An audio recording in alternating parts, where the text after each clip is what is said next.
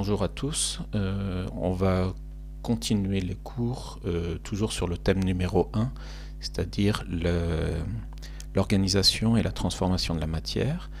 Et on va voir donc la deuxième partie qui sera les constituants de la matière.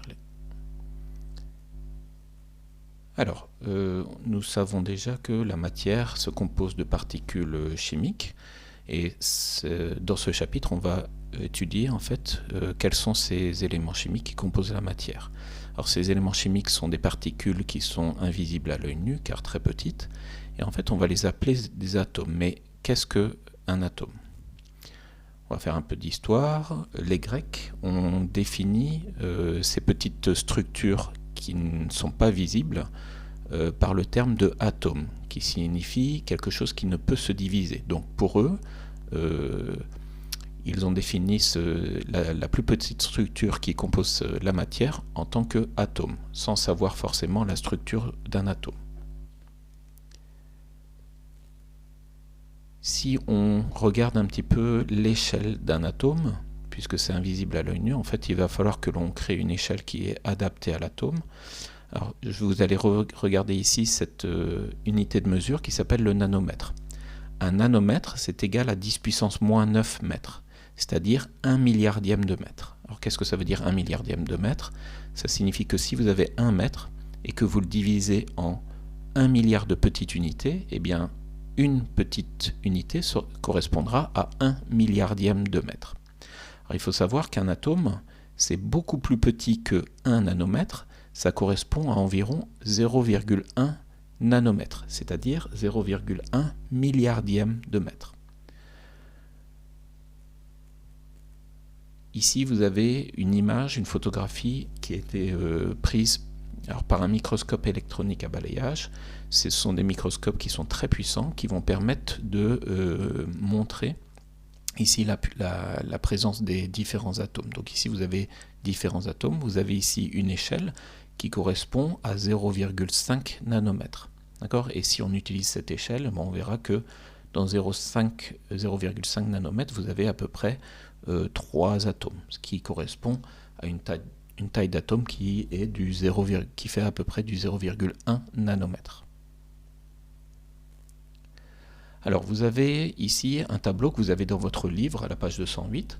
Ce tableau, c'est ce qu'on appelle le tableau de Mendeleïev. Mendeleïev, c'est un scientifique russe qui a été l'un des premiers à classer les différents éléments chimiques qu'il connaissait. Alors il les a classés en fonction de leurs caractéristiques et vous avez ce type de tableau. Et ce type de tableau, en fait, va permettre de regrouper tous les atomes qui sont connus. Donc, ici, vous avez un tableau qui est assez complet. Et ce que je vais vous faire remarquer, c'est que chaque atome va être représenté par une lettre de l'alphabet. Donc, soit c'est une seule lettre en majuscule. Là, vous avez le symbole C qui correspond au carbone, un atome qui s'appelle le carbone.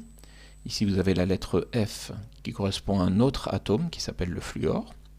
Parfois, on va donner un symbole avec 2 lettres de l'alphabet. Ici, c'est le cas pour FE. Regardez, vous avez la première lettre qui est en majuscule et la deuxième lettre qui est en minuscule. Ça correspond à l'atome que l'on appelle l'atome de fer. Ici, vous avez un autre atome, C majuscule, U minuscule. Donc, le symbole est Cu et ça va correspondre à l'atome cuivre. Donc ici, dans ce tableau, on va représenter tous les atomes qui existent avec leur symbole, leur nom.